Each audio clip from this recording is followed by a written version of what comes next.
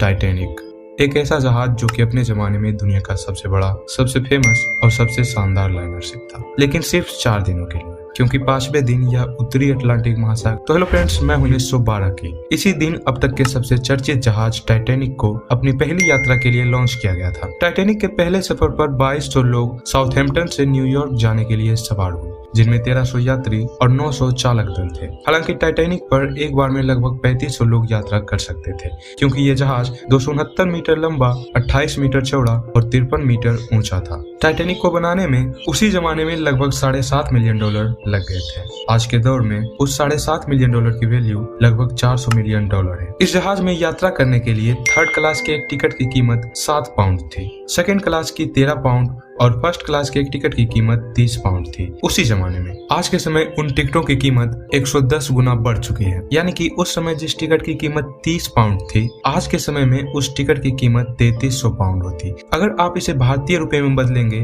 तो यह नंबर आपको और भी ज्यादा देखने को मिलेगा। जैसा कि मैंने अभी बताया कि इस जहाज को बनाने में उसी जमाने में $7.5 मिलियन लग गए थे, तो उस हिसाब से इसकी फैसिलिटी भी काफी कमाल की थी। इसका अंदाजा आप इसी बात से लगा सकते हैं कि 1300 यात्रियों के लिए 900 क्रू मेंबर्स थे। इनमें से 250 मेंबर्स को अगर बाकी कामों के लिए हटा देते हैं, फिर भी प्रति 2 यात्रियों के लिए 1 क्रू मेंबर था। और जहाज के अंदर की फैसिलिटी आज के समय के किसी 5 स्टार होटल से कम नहीं थी। टाइटैनिक का पूरा नाम RMS टाइटैनिक था और इसे व्हाइट स्टार लाइन नाम के एक ब्रिटिश शिप कंपनी के द्वारा संचालित किया जाता था। इस जहाज को बनाने में उस जमाने के सबसे उन्नत किस्म के मटेरियल और सेफ्टी फीचर्स का यूज किया गया था। इसलिए इसे बनाने वालों को टाइटैनिक पर इतना ज्यादा विश्वास था कि इसके वाइस प्रेसिडेंट ने लोगों के बीच आकर ये ऐलान कर दिया कि टाइटैनिक एक अनसिंकेबल जहाज है, यानी कि टाइटैनिक भविष्य में कभी भी डूब नहीं सकता। पर ये कभी भी ना डूबने वाला जहाज अपनी पहली ही यात्रा के दौरान डूब गया। इंटरेस्टिंग बात यह है कि जिस समय टाइटैनिक डूब रहा था, उस दौरान SS कैलिफोर्नियन नाम का एक और जहाज इसके बेहद करीब था।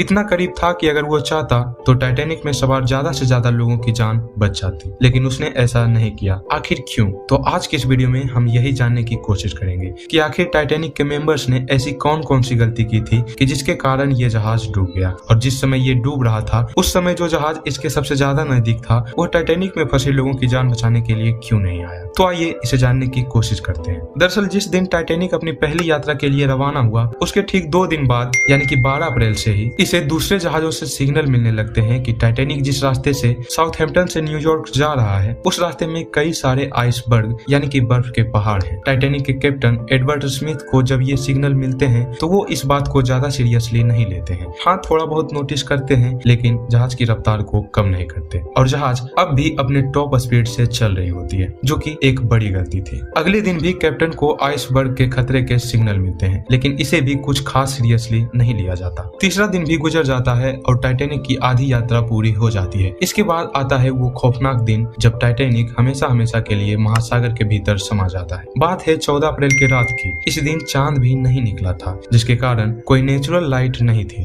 टाइम था 11:39। जहाज के क्रूज नेस्ट पर बैठे हुए आदमी ने अचानक से देखा कि एक बहुत बड़ा बर्फ का पहाड़ जहाज के बिल्कुल सामने है। वो फौरन नीचे के ऑफिसर्स को कॉल करता है और बताता है कि सामने एक बहुत बड़ा आइसबर्ग है, जहाज को जल्दी मोड़ो। ऑफिसर बिना कोई देरी किए कैप्टन को ये बात बताता है, लेकिन जहाज की स्पीड काफी ज्यादा थी और टाइम बहुत कम था। दुर्भाग्य से कैप्टन जहाज को पूरी तरह से नहीं मोड़ सके और सिर्फ 1 मिनट के बाद 10:40 में जहाज का राइट साइड आइसबर्ग से टकराता हुआ आगे चला जाता है। ये टक्कर इतनी जोरदार थी कि जहाज का अगला हिस्सा पूरी तरह क्षतिग्रस्त हो जाता है। कैप्टन एडवर्ड स्मिथ ने सारे हेड ऑफिसर्स को तुरंत बुलाया और ये पता लगाने में लग गए कि आखिर जहाज को कितनी क्षति पहुंची है। फिर उन्हें पता चला कि जहाज को इतनी ज्यादा क्षति पहुंची है कि अब इसे डूबने से नहीं बचाया जा सकता, क्योंकि टक्कर के बाद जहाज के अगले हिस्से में छेद हो गया था, जिसके कारण पानी तेजी से भरने लगा। कैप्टन को पूरा विश्वास हो चुका था कि अब टाइटैनिक को डूबने से कोई भी नहीं बचा सकता, इसलिए उन्होंने बिना कोई टाइम बर्बाद किए लाइफ बोट्स यूज करने के ऑर्डर दे दिए। जब यात्रियों को ये बात बताई गई कि जहाज डूबने वाला है, तो ज्यादातर यात्री ये मानने के लिए तैयार नहीं थे कि टाइटैनिक भी डूब सकता है। यात्रियों ने इस बात को वैसे ही इग्नोर किया जैसे कैप्टन ने आइसबर्ग को किया था। इसलिए जब पहला लाइफ बोट पानी में उतारा गया तो वो आधा भी नहीं भर सका, लेकिन जैसे जैसे समय बीतता गया जहाज में पानी और भी ज्यादा भरता गया। तब जाके यात्रियों को यह एहसास हुआ कि कि वाकई में जहाज डूबने वाला है। उसके बाद लोग अपनी जान बचाने के लिए इधर उधर भागने लगे। जहाज में हाथापाई मच गई और लोग अपनी जान बचाने के लिए एक दूसरे के ऊपर चढ़ के लाइफ बोट्स में बैठने लगते हैं। लेकिन लाइफ बोट्स की भी एक लिमिट होती है। प्रोटोकॉल के अनुसार बच्चों और महिलाओं को पहले उतारा जा रहा था, लेकिन सबसे बड़ी गलती का एहसास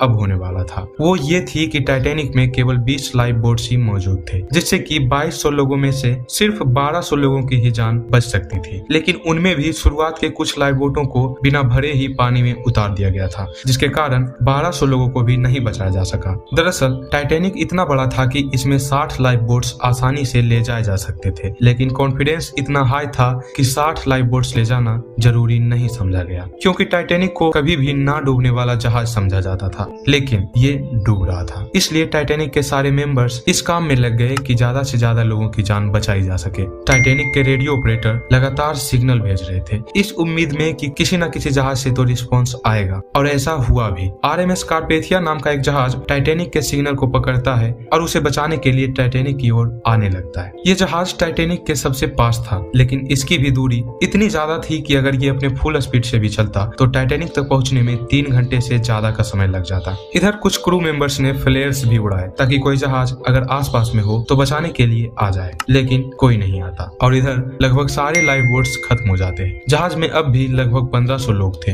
लेकिन जहाज के अगले हिस्से में पानी हद से ज्यादा भर जाता है, जिसके कारण इसका अगला हिस्सा पानी के अंदर और पिछला हिस्सा हवा में ऊपर उठने लगता है। जहाज इतना लंबा और वजनदार था कि ये 2 टुकड़ों में बट जाता है और लगभग 1500 लोगों के साथ पानी के अंदर चला जाता है। लेकिन उस रात SS कैलिफोर्नियन नाम का एक और जहाज टाइटैनिक से बस 37 किलोमीटर की दूरी पर ही रुका हुआ था। वो आइसबर्ग के खतरे को नजरअंदाज न करते हुए जहाज के रेडियो सिग्नल को बंद कर दिया और रात के लिए समुद्र में ही रुक गया था। यानी कि अगर वो चाहता तो समय पर टाइटैनिक के पास पहुंच जाता और ज्यादा से ज्यादा लोगों की जान बचाई जा सकती थी। ये जहाज टाइटैनिक के इतने ज्यादा करीब था कि जिस समय फ्लेयर्स छोड़े जा रहे थे उस समय इस पर बैठे लोगों ने उसे देखा भी था, लेकिन SS कैलिफोर्नियन के कैप्टन ने इसे सीरियसली नहीं लिया, क्योंकि उन्हें भी यही जानकारी मिली थी कि टाइटैनिक कभी डूब नहीं सकता। उनको ये लगा कि टाइटैनिक में सवार अमीर लोग रॉकेट छोड़कर जश्न मना रहे होंगे, और क्योंकि उन्होंने अपने जहाज का रेडियो सिग्नल बंद कर दिया था, इसलिए उन्हें कोई मैसेज नहीं मिल पाया कि टाइटैनिक डूब रहा है। अगर टाइटैनिक को भी इसी जहाज की तरह रात के लिए रोक दिया जाता या तो स्पीड कम कर दिया गया होता तो शायद ये दुर्घटना नहीं होती। वीडियो को यहाँ तक देखने के लिए धन्यवाद। तो